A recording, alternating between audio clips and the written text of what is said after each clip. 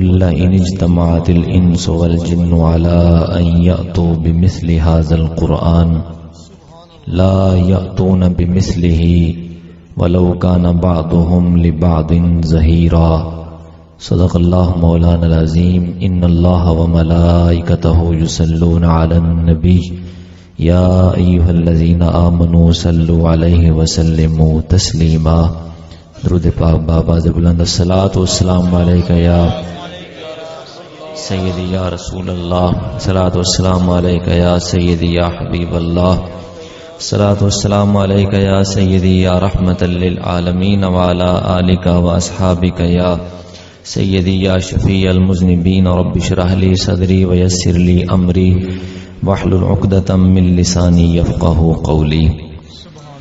اللہ جل مجدہ الکریم کی حمد و ثنا اور حضور تاجدار کائنات، زینت بزم کائنات، فخر موجودات، دستگیر جہاں، غم گسار زماں، سید سروراں، حامی بے کساں، احمد مجتبیٰ، حبیب کبریا، جناب محمد مصطفیٰ صلی اللہ تعالی علیہ وسلم کی بارگاہ اقدس میں ہدیہ درود و سلام پیش کرنے کے بعد مسند صدارت کی زینت تمام جید علماء کرام اور پنڈال میں تشریف فرما تمام نہایت معزز مکرم محترم حاضرین و سامعین، السلام علیکم ورحمۃ اللہ وبرکاتہ۔ آج کی اس تقریب سعید کی غرض و غایت آپ کو معلوم ہے، ختم قرآن پاک کی تقریب ہے، دستار فضیلت کا جلسہ ہے، تقسیم اسناد بھی انشاءاللہ العزیز ہوں گی، اور اس کے ساتھ ساتھ 11ویں شریف کا بھی پروگرام ہے، اور 11ویں شریف اصل میں میلاد مصطفیٰ صلی اللہ علیہ وسلم ہے، لہذا ان تمام خصوصیات کے ساتھ یہ محفل رواں دواں ہے۔ انشاءاللہ العزیز آخر پر قبلہ قاری محمد ارشاد صاحب کے استاد محترم بزرگ عالم دین آپ تشریف لا چکے ہیں، ان کا بے خصوصی خطاب ہوگا۔ چند منٹ کے لیے میں آپ کے سامنے چند معروضات پیش کرتا ہوں۔ علماء اکرام نے بڑے اچھے انداز میں مختلف عنوانات پر آپ کے ساتھ چند باتیں گوشگزار آپ نے کی ہیں۔ اللہ رب العزت سب کی حاضری قبول فرمائے، سب کو دارین کی سعادتیں عطا فرمائے۔ چونکہ ختم قرآن پاک کی مقدس تقریب ہے تو چند معروضات جس عنوان پر آپ کے گوشگزار کرنا چاہتا ہوں اس کا نام ہے قرآن دیتا کیا ہے۔ قرآن دیتا کیا ہے؟ آج کل تو یہی جھگڑا ہے نا، قرآن کچھ نہیں دیتا، قرآن کیا دے سکتا ہے، قرآن پڑھ لیا تو کیا ہوگا، بھوکے مر جائیں گے، معاذ اللہ استغفر اللہ، اسی لیے قرآن کے قریب کوئی نہیں آتا، معاذ اللہ استغفر اللہ۔ علماء کرام نے اپنے کرب اور دکھ کا اظہار اپنے اپنے انداز کے ساتھ کیا ہے۔ میں قرآن پاک کی حقانیت کے بارے میں پہلے آپ کو قرآن کا ہی چیلنج سناتا ہوں۔ اللہ تبارک و تعالیٰ نے فرمایا قل، پیارے محبوب آپ ان سے فرمائیے کافروں سے جو قرآن کے بارے میں طرح طرح کی باتیں کرتے ہیں، فرما دیجئے لَإِنِ اجْتَمَعَتِ الْإِنسُ وَالْجِنُّ، اگر انسان اور جن اکٹھے ہو جائیں کس بات پر، عَلَىٰ أَن يَأْتُوا بِمِثْلِ هَٰذَا الْقُرْآنِ، کہ اس قرآن جیسا کوئی اور کلام تیار کر لیں، فرمایا لا یأتون بمثلہ، اس کی مثل وہ قرآن نہیں بنا سکتے۔ انسان بھی اکٹھے ہو جائیں، جن بھی اکٹھے ہو جائیں، چاہے انسان الگ کوشش کریں، جن الگ کوشش کریں، فرمایا قرآن کی مثل اور کلام نہیں لے کے آ سکتے۔ فرمایا الگ الگ کوشش اپنی جگہ پر، وَلَوْ كَانَ بَعْضُهُمْ لِبَعْضٍ ظَهِيرًا، اگر ایک دوسرے کے مددگار بن کے اکٹھے یہ کام شروع کر دیں پھر بھی ایسا نہیں کر سکتے۔ یہ قرآن کا پہلا چیلنج ہے۔ فرمایا اگر تم کر سکتے ہو تو پھر کرو، جنوں کو فرمایا، انسانوں کو فرمایا اگر قرآن جیسا کوئی کلام تیار کر سکتے ہو تو کرو، پورے قرآن کی بات فرمائی۔ پھر دوسرا مقام سنیے، قرآن فرماتا ہے ام یقولون افتراہ، کیا یہ لوگ کہتے ہیں نبی نے قرآن اپنی طرف سے گھڑ لیا، بنا لیا، یہ جعلی ہے، بناوٹی ہے، اللہ کا کلام نہیں ہے۔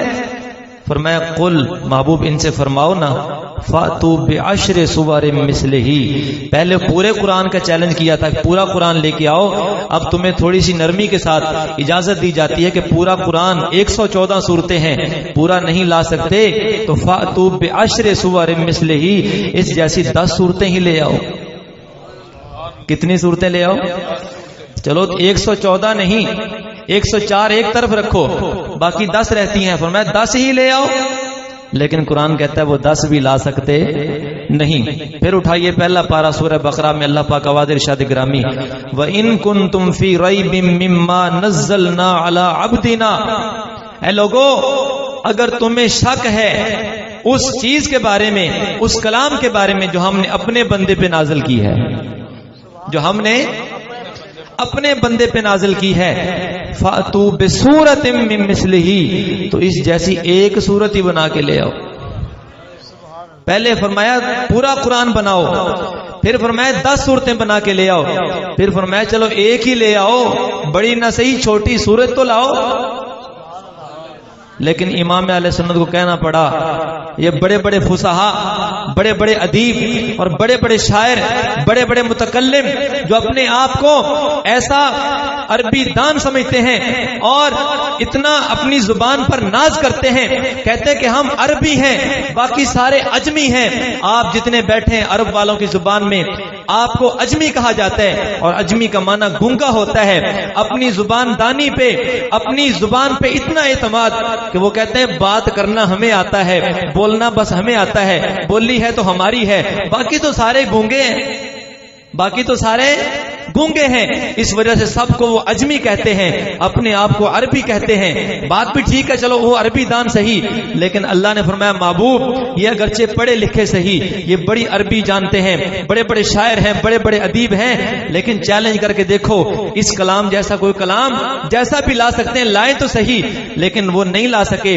فرمایا فَإِن لَّمْ تَفْعَلُوا وَلَن تَفْعَلُوا، نہ تم لا سکے ہو نہ لا سکتے ہو، نہ آج تک لا سکے ہو اور نہ لا سکتے ہو۔ پھر کیا ہوا؟ امام کیا فرماتے ہیں؟ فرماتے ہیں تیرے آگے یوں ہیں دبے لچے فصحاء عرب کے بڑے بڑے، محبوب تیرے آگے یوں ہیں دبے لچے فصحاء عرب کے بڑے بڑے، کوئی جان منہ میں زبان نہیں، نہیں بلکہ جسم میں جان نہیں، نہیں بلکہ جسم میں جان نہیں۔ بات عرض کرنے کا مقصد یہ ہے وہی کلام، وہی چیلنج کرنے والا کلام جو کلام الہی ہے، من و عن، جیسا قلب مصطفیٰ پہ نازل ہوا تھا اللہ نے ویسے ہی ہمیں عطا فرما دیا ہے۔ اس قرآن میں نہ کوئی کمی ہے نہ بیشی ہے، اس میں نہ کوئی اضافہ ہے نہ کوئی کمی کر سکتا ہے نہ کر سکا ہے۔ یہ قرآن جیسا حضور کے قلب اطہر پہ نازل ہوا تھا ویسا ہمارے پاس آج موجود ہے۔ یہ باریک بات ہے، جو بندہ قرآن کے بارے میں یہ عقیدہ نظریہ رکھے کہ قرآن کے 40 سپارے تھے، 10 فلاں کی بکری کھا گئی، 10 ادھر چلے گئے، اس طرح کا عقیدہ نظریہ رکھنے والا کافر ہے، مرتد ہے، بے دین ہے، بے ایمان ہے۔ اس لیے کہ قرآن کے بارے میں اللہ فرماتا ہے انا نحن نزلنا الذکر وانا له لحافظون، کہ قرآن نازل بھی ہم نے کیا ہے، حفاظت بھی ہمارے ذمہ ہے۔ نعرے رسالت، نعرے تحقیق، نعرے حیدری، عظمت قرآن۔ جیسا قرآن نازل ہوا تھا ویسا ہی ہے آج بھی۔ سوچ لیں دائیں بائیں بڑے لوگ اس طرح کے ہیں، وہ کہتے ہیں یہ قرآن اصلی نہیں، اصلی قرآن امام مہدی لے کے آئیں گے، سن لو ان کا دین سے کوئی تعلق نہیں۔ اور جن کے پاس قرآن اصلی نہ ہو ان کے پاس ایمان اصلی ہوگا، ان کے پاس عقیدہ اصلی ہوگا، ان کے پاس نظریہ اور دین اصلی ہوگا۔ ہمارا عقیدہ ہے قرآن کے مطابق یہ وہی قرآن ہے جو اللہ نے محبوب کو عطا فرمایا تھا، وہی قرآن ہے۔ قرآن جب اعلان کرتا ہے، قرآن سے جو پوچھو قرآن بتاتا ہے، قرآن سے نام پوچھو کہتا ہے انہ لقرآن کریم۔ قرآن آیا کہاں سے؟ قرآن جواب دیتا ہے کہ یہ رب العالمین کی طرف سے نازل ہوا ہے۔ لے کے کون آیا ہے؟ نازل بہ الروح الامین، اسے جبریل لے کے آئے ہیں۔ آیا کہاں پہ ہے؟ نزل علی محمد، یہ حضور کی طرف آیا. تو کہتا ہے یہ علی پاک کی طرف آنا تھا، جبریل کو بھلیکھا لگ گیا، وہ بھول کے نبی کی طرف چلا گیا. نہیں، تیری بات غلط ہو سکتی ہے، قرآن کی بات غلط نہیں ہو سکتی. قرآن سے پوچھتے ہیں کیوں نہیں غلط ہو سکتی؟ قرآن کہتا ہے من اصدق من اللہ قیلا، پھر کہتا ہے من اصدق من اللہ حدیثا. اللہ سے بڑھ کے سچا قول کس کا ہو سکتا ہے؟ اللہ سے بڑھ کے سچی بات کس کی ہو سکتی ہے؟ یہ استفہام انکاری ہے، جس کا مطلب یہ ہے کہ اللہ سے بڑھ کے سچی بات کسی اور کی ہو سکتی. سورہ مرسلات کی آیت نمبر 50 اٹھا کے دیکھیے، واضح اللہ پاک ارشاد گرامی ہے فَبِأَيِّ حَدِيثٍ بَعْدَهُ يُؤْمِنُونَ، کہ اس قرآن سے بڑھ کے اور کون سی دلیل رہ گئی ہے جس پر لوگ ایمان لائیں گے؟ سب سے آخری حتمی یقینی پکی اور پختہ دلیل وہ قرآن ہے. وہ کیا ہے؟ جب قرآن کہتا ہے میں حضور کے پاس آیا ہوں، تو کہتا ہے علی پاک کے پاس جانا تھا. قرآن خود کہتا ہے میں جس کے پاس آیا تھا اسی کے پاس ہوں. کیا خیال ہے؟ تو ویسا قرآن جیسا اللہ نے نازل کیا تھا آج ہمارے پاس ہے. یہ ہماری خوش قسمتی نہیں ہے؟ جیسا اللہ نے نازل کیا تھا بغیر کسی کمی بیشی کے، زبر زیر کا بھی کوئی مغالطہ نہیں، کوئی فرق نہیں، جیسا قرآن اللہ نے نازل کیا تھا ویسا ہمارے پاس موجود ہے. اس بات پہ جتنا اللہ کا شکر ادا کرے کم ہے کہ اس پرفتن دور میں اگر ہم قرآن کے ساتھ اپنی نسبت قائم کر لیں تو یہ قرآن جیسے کل ہدایت دیتا تھا آج بھی ویسے ہی ہدایت دے گا. میں عرض کرتا ہوں قرآن دیتا کیا ہے؟ قرآن دیتا کیا ہے؟ ارے قرآن سے جو سوال کرو، ارے قرآن تو کس مہینے میں آیا؟ قرآن کہتا ہے شہر رمضان الذی انزل فیہ القرآن، رمضان کے مہینے میں آیا. اے قرآن تو پورے مہینے میں نازل ہوا؟ کہا نہیں، انا انزلناہ فی لیلۃ القدر. اللہ فرماتے ہیں ہم نے اسے لیلۃ القدر میں نازل فرمایا. تو قرآن سے جو سوال کرو قرآن اس کا جواب دیتا ہے. میں عرض کرتا ہوں قرآن کیا دیتا ہے؟ سادہ سا جواب یہ ہے کہ قرآن ہدایت دیتا ہے. قرآن کیا دیتا ہے؟ ہدایت دیتا ہے. اور ہدایت اتنی بڑی بات ہے، اتنی بڑی چیز ہے کہ اللہ تبارک و تعالیٰ نے سورہ فاتحہ میں ہدایت ہی مانگنے کا ہمیں درس دیا ہے. ہر نماز کی ہر رکعت میں ہدایت ضرور مانگی جاتی ہے. سورہ فاتحہ ہر رکعت میں پڑھی جاتی ہے، اس میں بندہ دعا مانگتا ہے اہدنا الصراط المستقیم، اے مولا مجھے ہمیں سیدھے راستے کی ہدایت عطا فرما. اللہ کی بارگاہ میں اگر کسی چیز کی قدر قیمت ہے وہ کیا ہے؟ ہدایت. اور قرآن کیا دینے آیا ہے؟ ہدی للناس ہے. سورہ بقرہ کی پہلی آیت کریمہ میں اللہ فرماتا ہے ذالک الکتاب لا ریب فیہ، یہ وہ کتاب ہے جس میں شک شبے کی کوئی گنجائش نہیں ہے.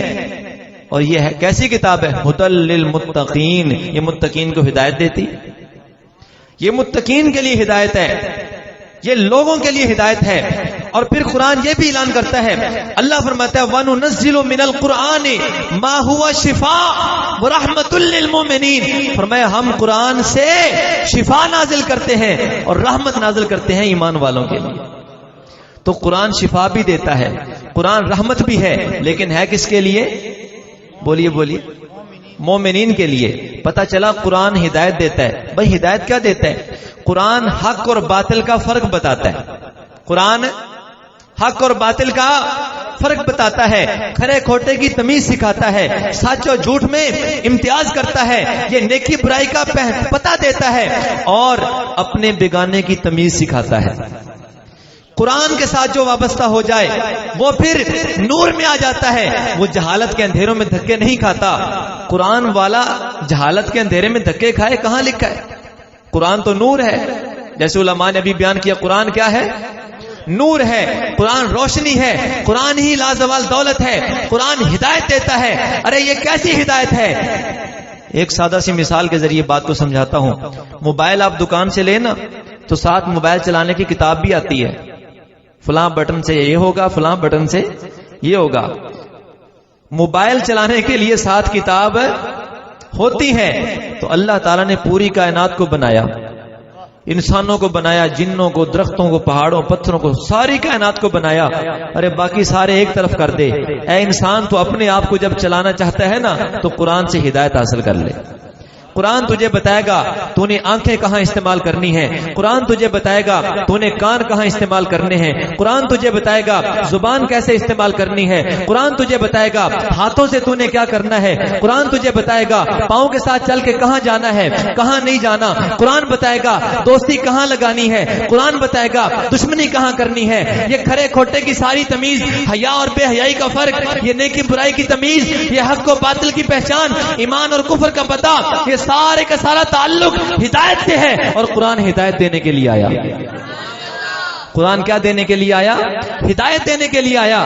میں ایک سادہ سی بات عرض کرتا ہوں، قرآن اتنی عظمت والی کتاب ہے، اللہ فرماتا ہے لا یمسہ الا المطہرون، اسے نہ چھوئیں مگر خوب پاک صاف ہو کر۔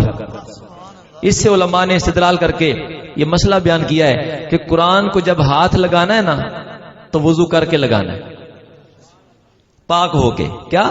سادہ لفظوں میں بات کرتا ہوں، پاک ہو کے قرآن کو پاک ہو کے پکڑنا ہے۔ ارے تم نے پڑھنے کا ارادہ کیا، تم نے پکڑنے کا ارادہ کیا، قرآن کو دیکھنے کا زیارت کرنے کا ارادہ کیا، لیکن قرآن کا حکم آ گیا کہ پڑھنے سے پہلے پکڑنے سے پہلے کیا کرو؟ غسل کی حاجت ہے تو غسل کرو، وضو کی حاجت ہے تو وضو کرو۔ وضو کرنے سے بندہ کیا ہوتا ہے؟ بولو بولو، بندہ وضو کرنے سے پاک ہو جاتا ہے۔ اس قرآن کی عظمت میں میں اور کیا کہہ سکتا ہوں؟ جس قرآن نے پڑھنے سے پہلے بندے کو پاک کر دیا،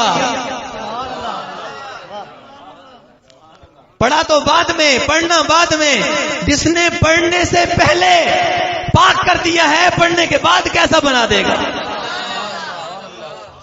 اونچی ذرا بولو سبحان اللہ۔ لیکن بھائیو، باتیں آپ نے کڑوی بھی سن لی ہیں، علماء نے اپنے کرب کا اظہار کیا ہے۔ بچوں کو بے دین نہ بناؤ، بچوں کو دین سکھاؤ، بچوں کو قدردان بناؤ، بچوں کو تعظیم والدین سکھاؤ، تعظیم مصطفیٰ سکھاؤ۔ یہ ساری باتیں کون سکھائے گا؟ قرآن سکھاتا ہے۔ اپنے بیگانے کی تمیز کون دیتا ہے؟ قرآن دیتا ہے۔ لیکن جب بندہ قرآن سے دور ہو جائے، سچے دل سے بتانا وہ کیا بنے گا؟ وہ پاک ہوگا؟ جو قرآن سے دور ہو جائے، جو قرآن کے قریب ہونے لگا تھا، اسے قرآن نے کیا کر دیا؟ پاک کر دیا کہ پہلے وضو کر۔ جس نے پڑھنے سے پہلے پاک کر دیا ہے، پڑھنے کے بعد کیا حال کرے گا؟ قرآن پاک ہے، قرآن پاک ہے، جو اسے پڑھے وہ بھی کیا ہو جاتا ہے؟ پاک ہو جاتا ہے۔ جو اسے پڑھے اسے ہدایت ملتی ہے، اسے اپنے بیگانے کی تمیز مل جاتی ہے، پھر وہ ہر جگہ پر، ہر کنویں میں، وہ ہر کھڈے میں نہیں گرتا، وہ ہر جگہ پر ڈنگ نہیں کھاتا، اسے پہچان ہوتی ہے میں نے کرنا کیا ہے، دیکھنا کیا ہے، سننا کیا ہے، بولنا کیا ہے، جانا کہاں پہ ہے، بیٹھنا کہاں پہ ہے، اٹھنا کہاں سے ہے، میں نے دوستی لگانی کہاں پہ ہے، دوستی ہٹانی کہاں سے ہے۔ یہ ساری باتیں کون سکھاتا ہے؟ میرے سینے میں اللہ نے قرآن رکھا، میں اللہ کا شکر ادا کرتا ہوں۔ میں جتنی گفتگو کر رہا ہوں ساری باتیں میں قرآن کی آیات پڑھ کے بتا سکتا ہوں، لیکن وقت نہیں ہے۔ میں ایک ایک آیت پڑھوں پھر ساتھ ساتھ بتاؤں قرآن کیسے کیسے رہنمائی کرتا ہے، لیکن افسوس کے ساتھ کہنا پڑتا ہے آج یہ وقت ہے، اسی قرآن سے ہمیں دور کر دیا گیا، اسی قرآن سے ہمیں۔ میں سادہ سی مثالیں دو تین عرض کرتا ہوں۔ پہلے ہم پڑھتے تھے جب اس وقت سکولوں کا ٹائم ہوتا تھا، گرمیوں میں 8 بجے کا اور سردیوں میں 9 بجے کا، گرمیوں میں 8 بجے اور سردیوں میں 9 بجے۔ لیکن اب جائزہ لے کے دیکھو، گھر گھر سکول ہے، ایک ایک گلی میں کتنے کتنے سکول بنے ہوئے ہیں، ان کا اپنا اپنا وقت ہے۔ کسی نے کوئی وقت رکھا ہے، کسی نے کوئی وقت رکھا ہے۔ صبح مسجد میں جا کے تماشا دیکھا کرو، 20-25 منٹ ہے قاری صاحب کے پاس پڑھانے کے لیے، قرآن کی تفسیر نہیں، ترجمہ نہیں، گرامر نہیں، صرف لفظوں کو رٹا لگانا ہے، لفظوں کو اوپر سے دیکھ کے پڑھنا ہے، ناظرہ اوپر سے دیکھ کے پڑھنا ہے۔ 20-25 منٹ کا زیادہ سے زیادہ وقت ہے، چلو 30 منٹ ہو جائیں گے۔ میں مثال دیتا ہوں، 60 بچے مسجد میں قرآن پڑھ رہے ہیں، کتنے؟ 60 بچے مسجد میں پڑھ رہے ہیں، قاری صاحب کے پاس آدھا گھنٹہ 30 منٹ ہے، ایک ایک بچے کو کتنے منٹ آئیں گے جی؟ 60 بچے 30 منٹ، ہر بچے کو کتنے منٹ آئیں؟ 30 سیکنڈ، آدھا منٹ۔ آدھے منٹ میں اس کو جی ایمان کی صفتیں بھی یاد ہونی چاہیے، کلمے بھی یاد ہونے چاہیے، نماز بھی یاد ہونی چاہیے، جنازہ بھی آنا چاہیے، دعائیں بھی آنی چاہیے، وضو کے مسائل بھی آنے چاہیے، غسل کا طریقہ بھی آنا چاہیے، قرآن صحیح پڑھنا اس کو آنا چاہیے، قرآن صحیح پڑھنا اسے آنا چاہیے، اسے ماں باپ کا ادب بھی آنا چاہیے، والدین کی عزت بھی آنی چاہیے، استاد کی قدر بھی آنی چاہیے، سارا کچھ آنا چاہیے، اسے بولنے کی تمیز بھی ہونی چاہیے، کھانے پینے کی تمیز بھی ہونی چاہیے۔ کتنے سیکنڈ میں جگرا ہے؟ بیٹھے ہو نا؟ 30 سیکنڈ میں۔ پھر بچے جی نکلے وہاں سے، تھوڑا سا لیٹ ہو جائے، فون پہ فون، قاری صاحب بچوں کا ٹائم ہو گیا۔ آج بھی میں فون سنتا ہوا آیا، صبح بھی میرے پاس فون آیا، قاری صاحب 20 منٹ رہ گئے، کھانا کب کھائیں گے، پہنچے گے کب؟ آج بھی فون۔ بڑے افسوس کے ساتھ کہنا پڑتا ہے۔ پھر بچے وہاں سے نکلے، گئے سکول میں، جتنا بھی وقت ہے آپ کو پتہ ہے، 1:30 بجے 2 بجے جب بھی چھٹی ہو گئی، ظہر کی نماز وہاں گئی، پڑھ لی نہیں تو نہ صحیح، واپس آئے، گھر میں کھانا کھایا، اور پھر تھوڑا سا وہ 15-20 منٹ گھر میں آرام کیا، اس کے بعد بستہ اٹھایا، کہاں چلے گئے جی؟ ٹیوشن میں چلے گئے جی۔ عصر بھی وہاں گئی، مغرب بھی وہاں گئی، اور کئی بچوں کی عشاء بھی گئی۔ صبح قاری صاحب نے پھر، ہاں جی جس نے 5 نمازیں نہیں پڑھی کھڑے ہو جاؤ۔ کیوں جی؟ جس نے 5 نمازیں نہیں پڑھی وہ، پھر بچوں کے آگے سے جواب ہوتے ہیں، قاری صاحب میں نے کہا تھا ٹیچر جی مجھے نماز پڑھنے دو، تو ٹیچر نے کہا ادھر پڑھنے آتے ہو کہ نماز پڑھنے آتے ہو؟ اللہ کی عزت کی قسم اٹھا کے کہتا ہوں، بچے میں آپ کے سامنے گواہی کے طور پہ پیش کر سکتا ہوں، یہ بات نہ ہو تو۔ آپ مدرسے میں بیٹھے ہیں، مادر علمی میں بیٹھے ہیں، سچے دل سے بتانا، آپ کے ضمیر پہ دستک دے کے سوال کرتا ہوں، یہاں بچے قرآن پڑھ رہے ہوں، یہاں قرآن حفظ کر رہے ہوں، اذان ہو جائے، نماز کا وقت ہو جائے جماعت کا، یہ پڑھتے رہیں گے یا پڑھنا چھوڑ دیں گے؟ سچی بتانا ہے؟ پڑھنا چھوڑ دیں گے؟ کیا کریں گے پھر؟ اچھا، کیا اس کا یہ مطلب تو نہیں کہ اعلیٰ تعلیم کے اوپر نماز بھی قربان کی جا سکتی ہے؟ ہمارے معاشرے میں تو یہ چلتا ہے اعلیٰ تعلیم، اعلیٰ تعلیم، اعلیٰ تعلیم کسے کہتے ہیں؟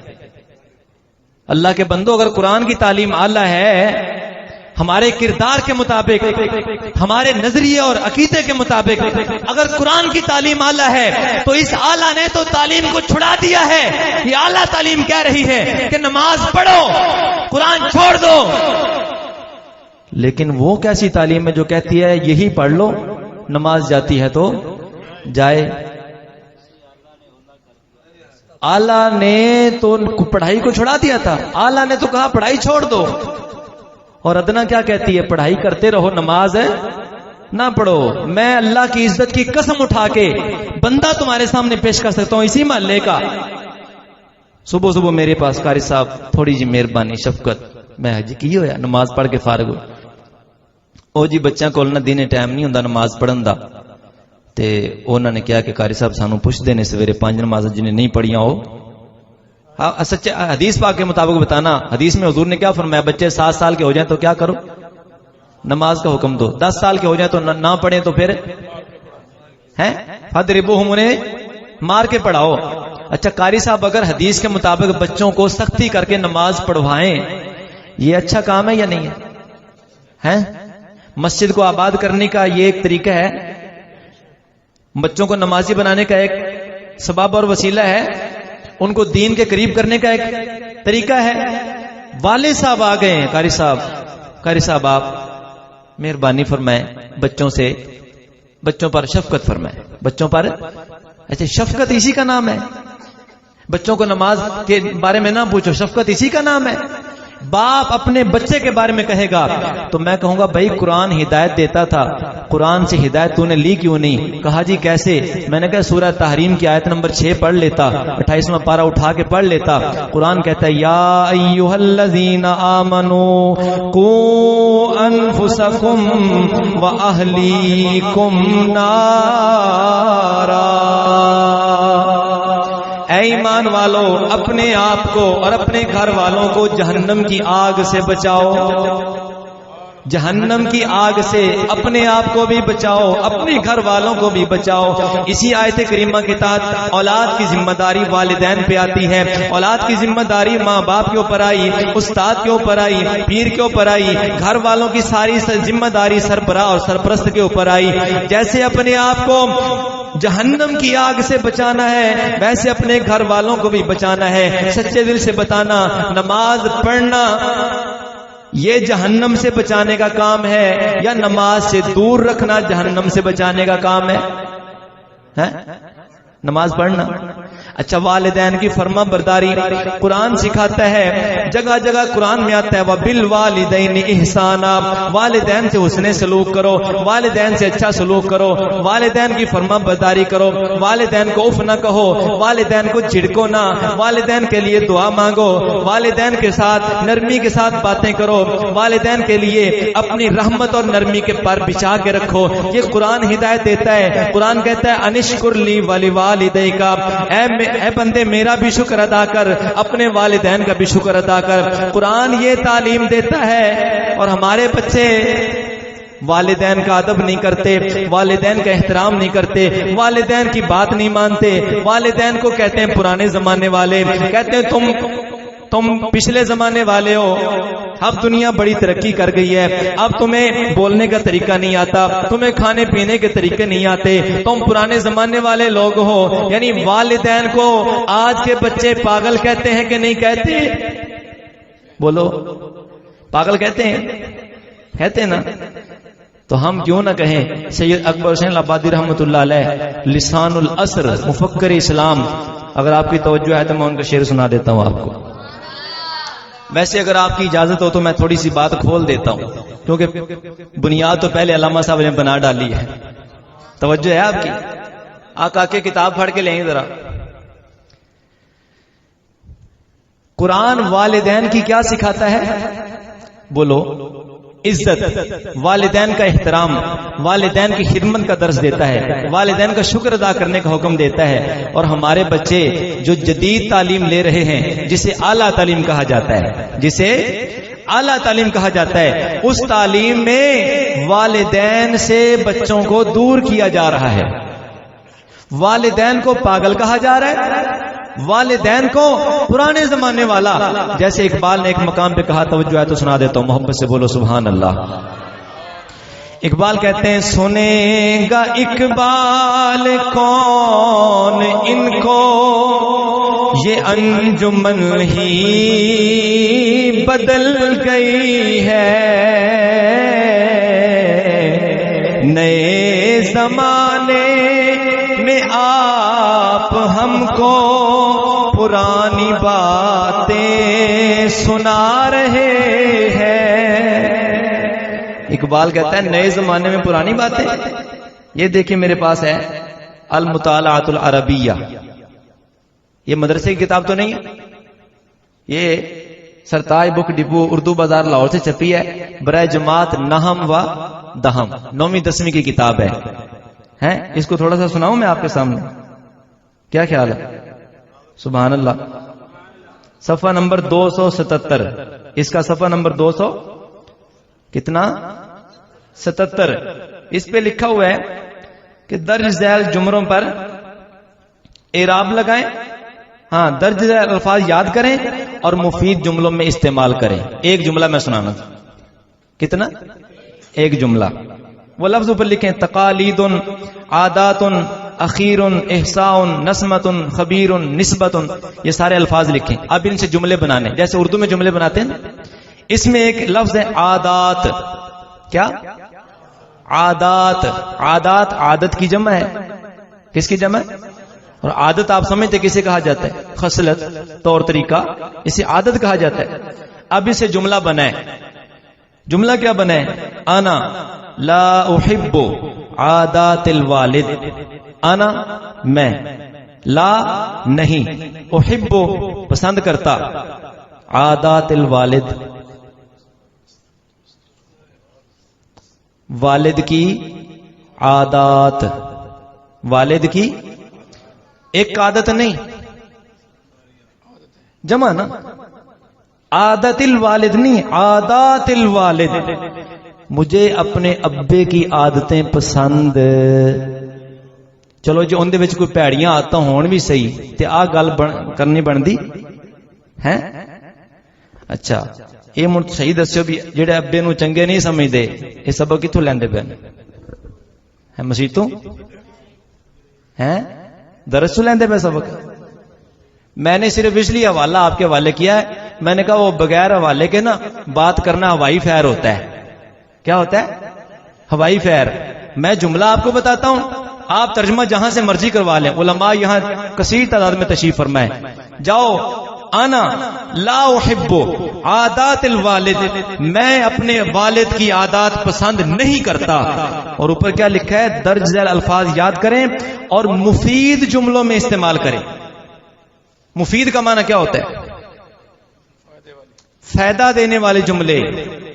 اچھا یہ جملہ بچے کو فائدہ دے گا؟ سچے دل سے بتانا یہ مفید جملہ ہے یا مضر ہے؟ یہ نقصان دینے والا ہے یا فائدہ دینے والا؟ لکھا کیا تھا اوپر؟ اچھا علماء تشریف فرما ہے، میں پوری ذمہ داری سے بات کر رہا ہوں. جملہ ہی اگر بنانا تھا تو لا کے بغیر بھی بن سکتا تھا. انا احب عادات الوالد، میں اپنے ابا کی عادتوں کو پسند کرتا ہوں. لا درمیان میں نہ ہوتا. جملہ تو پھر بھی جملہ ہی بنانا ہے نا. بچے کو عربی سکھانی نا، المطالعۃ العربیہ میں عربی ہی سکھانی ہے. تو جملہ تو پھر بھی مکمل تھا. کیوں یہ مکمل ہے نا؟ لا کیوں ہے درمیان میں؟ یہ صرف اس کی بات نہیں، اس کی طرف الہ آبادی صاحب اشارہ کر گئے ہیں. توجہ سے بولو سبحان اللہ. الہ آبادی صاحب فرماتے ہیں ہم ایسی سب کتابیں قابل ضبطی سمجھتے ہیں، ہم ایسی سب کتابیں قابل ضبطی سمجھتے ہیں کہ جن کو پڑھ کے بچے باپ کو خبتی سمجھتے ہیں، کہ جن کو پڑھ کے بچے باپ کو خبتی سمجھتے ہیں. اللہ اکبر. یا رسول اللہ حق چاہیے. زندہ باد. اچھا سنو، اسی کتاب میں لکھا ہوا ہے انا احب التلفزیون، میں ٹیلی ویژن کو پسند کرتا ہوں. اس کتاب کا صفحہ نمبر 330 ہے. صفحہ نمبر 330 کیا لکھا ہے؟ انا احب التلفزیون، میں ٹیلی ویژن کو پسند کرتا ہوں. اچھا ٹیلی ویژن یہ ساریاں آتا چنگیاں؟ توجہ گئے. ٹیلی ویژن یہ ساریاں آتا چنگیاں ہیں؟ نہ ہی پیڑا ہے وہ. نہیں یہ ترقی یافتہ ہے بابا جی. اچھا ٹیلی ویژن یہ ساریاں آتا چنگیاں نے؟ اے پھر کی کہندے نے انا احب، ایتھے کیوں نہیں ہے انا لا احب، میں ٹیلی ویژن کو پسند نہیں کرتا؟ ایتھے بھی آ سکتا سی نا. جملہ بن رہا ہے انا احب التلفزیون، تلفزیون ٹیلی ویژن کا نام ہے. صفحہ نمبر 330 پہ لکھا ہے. یہ دیکھو انا احب التلفزیون، نیچے ترجمہ بھی لکھا ہے مجھے ٹیلی ویژن پسند ہے تے ابا پسند نہیں. شاباش شاباش. یعنی ابے دی عادتاں پسند نہیں تے ٹیلی ویژن پسند ہے. اگر اور بھی ذرا سننی تو میں سنا دینا، ذرا محبت نہ بولو سبحان اللہ. اچھا صفحہ نمبر 334 پڑھتا ہوں. صفحہ نمبر اس کا 334. شاشتن جملہ بنا ہے، شاشت التلفزیون مدرستن، ٹیلی ویژن کی سکرین ایک مدرسہ ہے. ٹیلی ویژن کی سکرین ایک کیسا وسیم؟ ٹیلی ویژن تو نہیں بیٹھے کدھرے؟ سانو دسیو اسی کتے بیٹھے ہیں؟ مدرسے بیٹھے ہیں کہ ٹیلی ویژن؟ تے حضرت صاحب ادھر کی لکھ رہے ہیں شاشت التلفزیون مدرستن، ٹیلی ویژن کی سکرین ایک مدرسہ ہے. اور بھی سنو، یہ آگے فرماتے ہیں الاساتذۃ یجلسون فی غرفتہم ویسمعون الاخبار. اساتذہ کمروں میں بیٹھے ہیں اور خبریں سن رہے ہیں. ہم یشاہدون التلفاز، وہ ٹیلی ویژن دیکھ رہے ہیں. ویتمتعون بذالک دائما، وہ ہمیشہ اس سے فائدہ حاصل کرتے رہتے ہیں. کیونکہ یتمتعون مضارع ہے اور مضارع میں دوام و استمرار ہوتا ہے، اور دائمن کے ساتھ تاکید بھی لگا دی ہے. یتمتعون بذالک دائما، ہمیشہ اس سے فائدہ حاصل ہے کرتے رہتے ہیں. یہ تو اساتذہ کی بات تھی. اب شاگردوں کی بات بھی سن لو. الابن جلس امام التلفاز فنظر الى شاشته، 335 صفحے پر.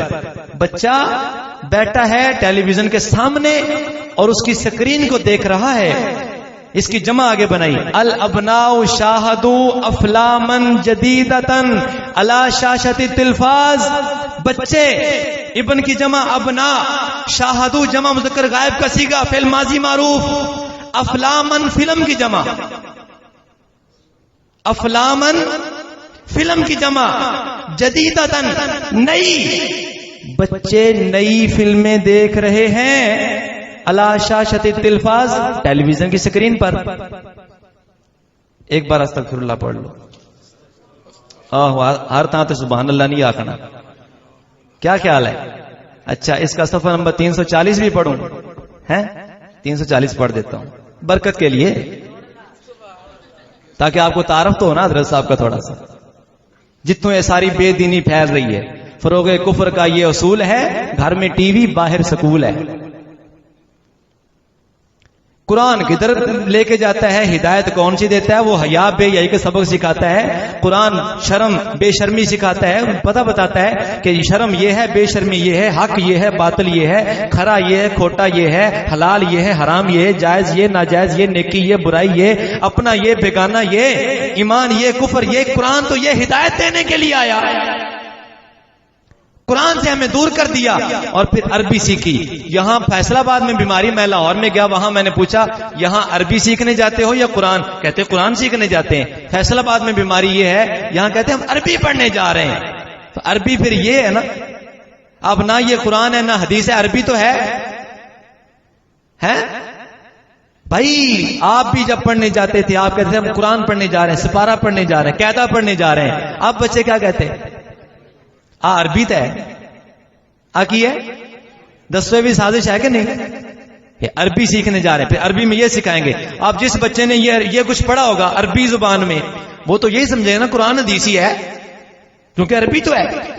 لیکن نہ یہ قرآن نہ یہ حدیث. یہ کیا لکھا ہے سنو، اللہ تعالیٰ معاف فرمائے. یہاں استاد بھی بیٹھے ہیں، ہم بھی استاد ہیں، ظاہر مدرسے میں پڑھاتے ہیں، مسجدوں میں ہمیں بھی استاد جی کہا جاتا ہے. لیکن یہ کس کو استاد جی کہہ رہے ہیں؟ توجہ ہے تو سنا دیتا ہوں. واخترع التلفاز، ٹیلی ویژن کس نے ایجاد کیا؟ اخترعہ عالم بریطانی، اس کو ایک برطانوی سائنسدان نے ایجاد کیا. برطانوی، ہاں، عالم کا ترجمہ سائنسدان کیا ہے. مجھے ایک بچہ کہتا ہے سائنس قرآن سے نکلی. میں کیا ہو صحیح، سائنس قرآن سے نکلی میں کیا؟ اور ڈارون کہندا ہے بیالوجی پڑھو نا، اور ڈارون کہندا ہے نظریہ ارتقاء پیش کیتا، کہندا ہے بندہ باندر تو بنے بندہ. میں نے کہا قرآن کہتا ہے هو الذی خلقکم من طین، اللہ فرماتا ہے ہم نے تمہیں مٹی سے بنایا. ایک مقام پہ آدم علیہ السلام کے بارے میں کہتا ہے خلقہ من تراب، اسے اللہ نے مٹی سے بنایا. تراب بھی مٹی، تین بھی مٹی. ڈارون کہتا ہے بندہ بندر سے بنا ہے.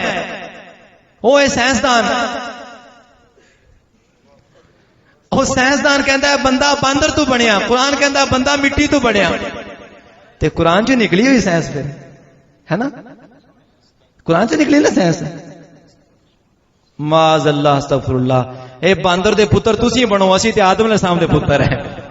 اچھی ذرا بولو یار، تسی خوش نہیں ہوندے ہیں؟ الہ آبادی صاحب نے انہیں تے بھی گل کی تھی، کہتے ہم تو انسان سے بنے جاتے ہیں بندر ہے حضور. اوئے ہم تو انسان سے بنے جاتے ہیں بندر اے حضور، آپ اچھے ہیں کہ بندر سے انسان بن گئے. افسوس نہیں یار. وہ ڈارون نو کہہ رہے نیل آبادی صاحب کہ ہم تو انسان سے اب کیا بنتے جا رہے ہیں؟ بندر کہ نہ شکل انسانوں والی، نہ لباس انسانوں والا، نہ کردار انسانوں والے، نہ طور طریقے انسانوں والے. اقبال کو رو رو کے کہنا پڑا ہم کون ہیں کیا ہیں بخدا یاد نہیں، اپنے اسلاف کی کوئی بھی ادا یاد نہیں ہے، اگر یاد تو کافر کے ترانے ہی بس، جو نہیں یاد تو مسجد کی صدا یاد نہیں. بنت حوا کو نچاتے ہیں گھر گھر میں ہم، اتنے بے شرم ہیں کہ رسم حیا یاد نہیں ہے. وہ اسی لیے ڈارون کو کہہ رہے ہیں کہ ہم تو انسان سے بندر بنے جا رہے ہیں، آپ اچھے رہ گئے ہیں کہ بندر سے کیا بن گئے ہو. تو یہ سائنسدان نے ایجاد کیا، اسمہ بائرد، اس کا نام بائرد ہے. فہو اول من ارسل الصور علی الموجات الکہربائیہ فی ینائر 1926 ہے یا 36 جو بھی ہے، وہ پہلا شخص جس نے 1926 کے جنوری میں بجلی کی لہروں پر تصویریں بھیجیں. ثم تطورت هذه الآلة تطورا عائلا، پھر اس آلے نے بڑی ترقی کی. حتی جاء عصر التلفاز الملون، یہاں تک کہ رنگین ٹیلی ویژن کا زمانہ آ گیا. واصبح التلفاز استاذا والشاشة مدرسة، ٹیلی ویژن ایک استاد بن گیا اور سکرین ایک استانی بن گئی. ترجمہ بھی ساتھ لکھا ہوا ہے. اور ٹیلی ویژن استاد مندے ہو ہیں، سکرین استانی، ٹیلی ویژن استاد. تے ایک جگہ تکی لکھا ہے ٹیلی ویژن کی سکرین ایک مدرسہ. تے ہن مدرسے وچ نہیں جانا پینا، مدرسے آپ ہی گھر چ آ جان گے. کیا خیال ہے ہیں؟ بچے نئی فلمیں دیکھ رہے ہیں، اے بچوں نو کیڑے پاسے لاؤن دا ارادہ ہے؟ دین والے پاسے. اچھا فلم وچ سچ ہوندا ہے کہ جھوٹ؟ فلم چ بندہ مردا سچ مردا ہے، بندوق سچی دی ہوندی، خون سچی ہوندا ہے، گڈیاں تباہ ہو گئی نے، او لالا لالا تباہی، او ہیٹ اتری کر چھڈی انہاں نے، یہ سب سچ ہوندا ہے؟ اے جھوٹ نو بچے شوق نال ویکھن تے ایتھوں عربی زبان دے وچوں سبق لے کے یہ سمجھن بھی اسی ترقی کر گئے ہیں. دسو قرآن تو کہتا ہے ان الذین یحبون ان تشیع الفاحشۃ فی الذین آمنوا لہم عذاب علیم فی الدنیا والآخرہ. بے شک وہ لوگ جو مسلمانوں کے اندر بے حیائی کو پھیلنا پسند کرتے ہیں ان کے لیے دنیا میں بھی عذاب ہے، آخرت میں بھی عذاب ہوگا. قرآن بے حیائی پھیلانے کے لیے نہیں آیا، قرآن حیا کا درس دینے کے لیے آیا. لیکن یہ بچے کیا کریں بھائی؟ بچے پھر جو پڑھتے ہیں اسی جیسے بن رہے ہیں. تو پھر الہابادی صاحب نے سچ فرمایا نا. الہابادی صاحب کیا کہہ رہے ہیں؟ بلکہ اقبال کی بات کہتا ہوں. اقبال فرماتے ہیں، اونچی ذرا بولو سبحان اللہ. اقبال فرماتے ہیں اور یہ اہل کلیسا کا نظام تعلیم، اور یہ اہل کلیسا کا نظام تعلیم ایک سازش ہے فقط دین و مروت کے خلاف. اہل کلیسا کا نظام تعلیم اقبال کی زبانی کہہ رہے ہیں. یہ کیا ہے؟ ایک سازش ہے. کس کے خلاف ہے؟ دین اور مروت کے خلاف. دین آپ سمجھتے ہیں، مروت کا معنی انسانیت ہوتا ہے، یعنی اب بچوں میں انسانیت نہیں رہنے دینی، بچوں میں حیا نہیں رہنے دینا، بچوں میں ادب نہیں رہنے دینا، بچوں میں غیرت ختم کر دینی ہے. نوجوان بچی برقع پہن کے سچے دل سے بتانا، جو گھر سے برقع پہن کے سکول کے دروازے تک چلی گئی ہے، سکول کے اندر داخل ہوتے ہی برقع اتار دیا ہے، کیا وہاں مامے چاچے بیٹھے ہوئے تھے؟ سچے دل سے بتانا. آج صبح کا واقعہ ہے، مجھے مسجد میں پڑھنے والے ایک بچے نے بتایا، قریب ہی ایک سکول ہے، نام اس کا ہے ضیاء اسلامیہ. اللہ تعالیٰ ان کو بھی غیرت عطا فرما دے، ان کو شرم اور حیا کے ناخن لینے عطا فرما دے. وہ کہہ رہا میری میڈم کہتی ہے ہم نے اب گرلز کو بھی پینٹ شرٹ لگا دینی ہے. آج کا واقعہ ہے، سچے دل سے بتانا. گھر میں ایک بچی بی اے پاس ہے، ایم اے پاس ہے، دوسری بچی جوان ایک جماعت بھی نہیں پڑھی. دونوں کو کھڑا کر کے آپ جائزہ لے کے دیکھنا حیا کس میں زیادہ ہے. کیا آپ جائزہ لے سکتے؟ ان پڑھ میں حیا زیادہ ہوگا، شرم زیادہ ہوگی، یا پڑھی لکھی میں؟ سچ بتانا ہے.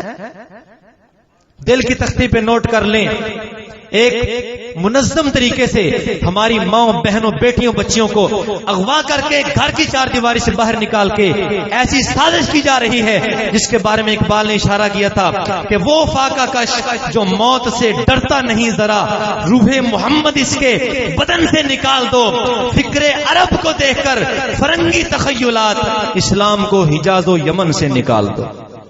اس نے کہا اتنے غیرت مند محمد بن قاسم جیسے جری نوجوان، صلاح الدین ایوبی جیسے بہادر، اور سلطان محمود غزنوی جیسے نڈر بے باک دلیر قائد راہ پر رہنما کس ماں کی گود میں آتے ہیں؟ کہتا ہے غیرت مند ماں کی گود میں آتے ہیں۔ اس نے کہا غیرت کا جنازہ نکال دو، اس کی ماں بہن بیٹی بچی کو گھر کی چار دیواری سے باہر نکال کے بے پردہ کرو۔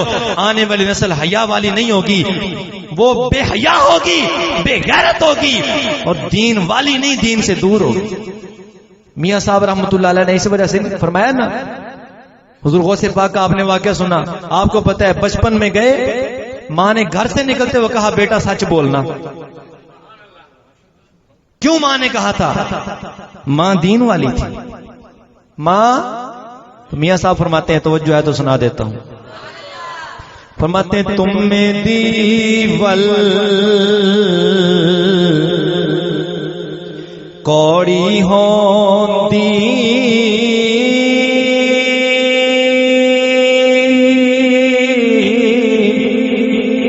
تم میں دیول کوڑی ہوندی اثر ہوندا بچے بیاں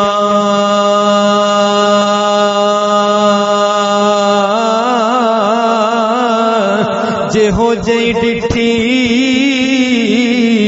ماں محمد او ہو جائے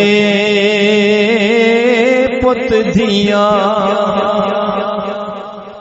میرے بزرگوں، میرے بھائیوں، میرے دوستو، ساری گفتگو کا خلاصہ یہی ہے، اگر اپنے بچوں کو واقعی آپ غیرت مند بنانا چاہتے ہیں تو قرآن سے دور نہ کرو۔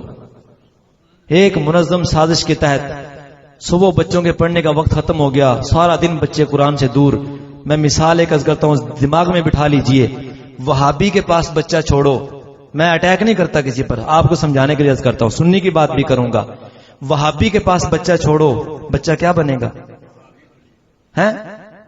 دیوبندی کے پاس چھوڑو کیا بنے گا؟ شیعہ کے پاس چھوڑو، سنی کے پاس چھوڑو۔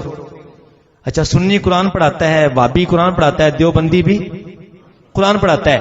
قرآن پڑھا کے وہابی وہابی کر لے گا، قرآن پڑھا کے سنی سنی کر لے گا، قرآن پڑھا کے دیوبندی دیوبندی کر لے گا، قرآن چھڑا کے انگریز کچھ نہیں کرے گا۔ ہے سوچنے کی بات، اسے بار بار سوچ۔ ایک قرآن پڑھا کے اسے اپنا عقیدہ دے رہا ہے، اور جس نے قرآن چھڑا دیا ہے، اور جس نے قرآن سے دور کر دیا، وہ کیا کیا سکھائے گا بچے کو؟ آپ نے کبھی نہیں سوچا؟ بچہ بچپن سے لے کے فیڈر ہاتھ میں ہے، بارش ہو رہی ہے، ماں نے چھتری سر پہ کی ہے، بچے کو چھوڑنے جا رہی ہے، بچہ وہاں پہ روتا ہے تو LCD سامنے ہے۔ سمجھ آئی ہے؟ میرے پاس پڑھنے والے بچے، پرسوں چوتھ کا واقعہ ہے، وہ جی اس نے گانا گانا ہے، آج فنکشن ہے جی وہاں پر، بڑا عالی شان سکول ہے جی وہاں پر، دی میرٹ، وہاں جی فنکشن ہے۔ وہ جی میں نے بچے سے پوچھا ہاں جی یہ کیا ہے؟ وہ قاری صاحب میرا بچوں نے نام لکھوا دیا۔ میں نے تو نہیں لکھوایا، گانے میں بچوں نے نام لکھوا دیا۔ سچے دل سے بتانا، بچے کو گانے سکھانا، ڈانس سکھانا، اور لڑکیوں لڑکوں کو اکٹھا بٹھانا، لڑکوں کا لڑکیوں کو پڑھانا، لڑکیوں کا لڑکوں کو پڑھانا، یہ بے پردگی، کبھی ٹرپ پہ جا رہے ہیں، ٹور پہ جا رہے ہیں، یہ ساری فحاشی بدماشی بے پردگی ساری کی ساری بچپن سے لے کے جوانی تک، کالج یونیورسٹی، سارے کا سارا ماحول جس میں بچہ زندگی گزارتا ہے، یہ کیا بنے گا یار؟ کبھی سوچا ہے؟ قرآن سے تو دور ہے، قرآن سے تو دور ہے۔ جس نے قرآن پڑھا کے اپنا کر لیا تھا، کیا قرآن سے دور ہونے والا بچہ کچھ نہیں بنے گا؟ پھر کہنا بچہ خراب ہو گیا، بچہ خراب ہو گیا. اس کے پیچھے ایک بڑی منظم سازش ہے، اس کے لیے میں آپ نے غور کرنا ہے. اس لیے میں یہ نہیں کہتا کہ سارے بچے ادھر مدرسے میں داخل کروا دو، میں یہ نہیں کہتا سارے بچے درس نظامی کے لیے داخل کروا دو، لیکن میں یہ ضرور آپ کو کہہ سکتا ہوں کہ بچوں کو بے دین نہ بناؤ. کوئی ہنر سکھا دو، دنیا میں ہنر بڑے ہیں، ہنر سکھا دو، ہنر سکھا دو. کوئی کام کرے گا، ہنر کرے گا، کوئی کام کرے گا، اپنی روزی کمائے گا. کم از کم اس کو دین سے دور تو نہ کرو. پھر بے دینی سیکھ کے اسی کو دین سمجھتے ہیں. بے حیائی کر کے شریعت کا مسئلہ فقہ کا علماء تشریف فرما ہے، شراب پینے سے پہلے جو بندہ بسم اللہ پڑھے گا کافر ہو جائے گا. شراب پینے سے پہلے جو بسم اللہ پڑھے کیا ہو جاتا ہے؟ کافر ہو جاتا ہے. لیکن جب فنکشن کا دن آتا ہے نا، پہلے تلاوت ہوتی ہے، پھر نعت پڑھی جاتی ہے، اس کے بعد کوئی گیت، کوئی نغمہ، پھر ڈانس ہوتا ہے وہاں پر. کوئی جھوٹ تو نہیں کہہ رہا. وہ گانا حلال ہے کہ حرام؟ گانا حرام ہے نا، شراب بھی حرام ہے، گانا بھی حرام ہے. شراب سے پہلے تو بسم اللہ پڑھنے والا کافر ہو گیا، تو گانے سے پہلے ہم نے نہیں سوچا ہمارے بچوں کے ساتھ کیا ہو رہا ہے. وہابی سنی پہ پیسہ نہیں خرچ کرتا، سنی وہابی پہ پیسہ خرچ نہیں کرتا، شیعہ سنی پہ پیسہ نہیں خرچ کرتا، دیوبندی سنی پہ پیسہ خرچ نہیں کرتا، سنی ان پہ نہیں خرچ کرتا. کافر مسلمان پہ پیسہ خرچ کر رہے ہیں، وہ بھی مسلمان کے فائدے کے لیے. توجہ ہے آپ کی؟ دو قسم کا فنڈ آتا ہے مسلمان کے پاس، ایک کی واپسی ہے، دوسرے کی نہیں. ہر جی پیدا ہونے والا بچہ مقروض ہے، پیدا ہونے والا مقروض ہے، پیدا ہونے والا مقروض ہے. یہ وہ قرضہ ہے جو واپسی ہے، واپس کرنا ہے. لیکن ایک وہ قرضہ ہے، وہ امداد ہے. سیلاب آ گیا جی، امداد آ گئی ہے. ہو جی زلزلہ آ گیا جی، امداد آ گئی ہے. تعلیم پہ جی امداد آ گئی ہے، اس کی واپسی نہیں. سچے دل سے بتانا، بھائی پہ 1 روپیہ خرچ کرنے کے لیے آج تیار نہیں ہے. انگریز مسلمان کے بچے پہ پیسہ کیوں خرچ کر رہے ہیں؟ مسلمان کے فائدے کے لیے کر رہے ہیں.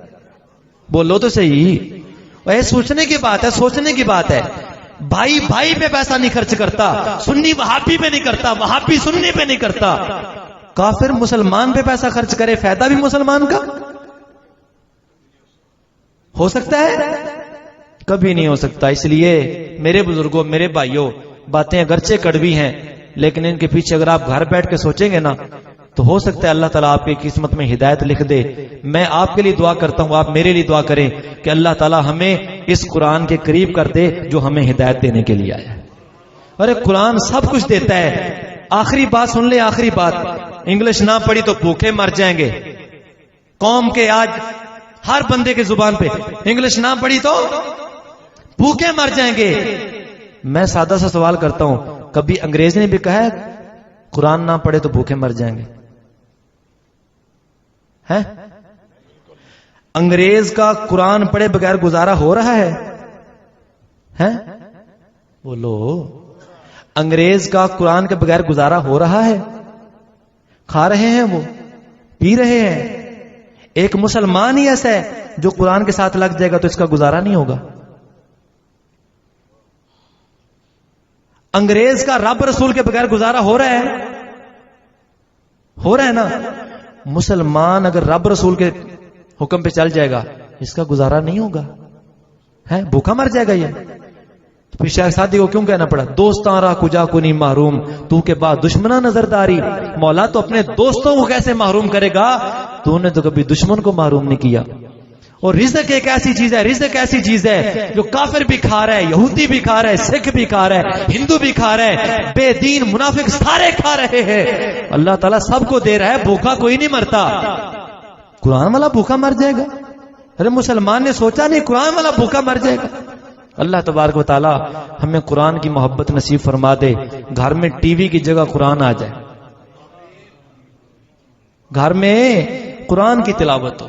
قرآن ٹی وی کے لیے نہیں آیا، یہ بات یاد رکھنا. صبح صبح دکانیں کھلتی ہیں، ٹی وی کے اندر قرآن کی تلاوت لگا دی ہے، چلو جی حق ادا ہو گیا. ٹی وی نہیں جنت میں جانا ہے. اگر اللہ تعالیٰ قیامت کے ٹی وی کو جنت میں بھیج دے اور مسلمان جس دکان میں لگایا تھا قرآن ٹی وی میں، اس سے کہے ہاں بھائی بھیجا تو میں نے تیرے لیے تھا، اے میرے بندے بھیجا میں نے قرآن تیرے لیے، تو نے ٹی وی میں رکھ کے ٹی وی دکان میں چلا دیا، لہذا جنت بھی اب یہ جائے گا، تو چل دوزخ میں. اللہ تعالیٰ معاف فرمائے قرآن ہم نے پڑھنا تھا، یہ زبان دل یاد لئی بنایا ہے، تعریف لئی زبان، اکھیاں بنائیاں سونے دے دیدار واسطے، ناتے ہم یہ سنے عمل ہمارا کوئی اور ہو۔ اللہ تعالیٰ ہم سب کی اصلاح فرمائے، ہمیں قرآن کی محبت نصیب فرما دے، قرآن کی عقیدت نصیب فرما دے، قرآن کا ادب نصیب فرما دے، قرآن کی تعلیم ہمیں نصیب فرما دے۔ قرآن پڑھنے والا بھوکا نہیں مر سکتا، جب قرآن چھوڑنے والا بھوکا نہیں مرتا، پڑھنے والا کیسے مر جائے گا؟ اللہ تبارک و تعالی ہماری حاضری قبول فرمائے۔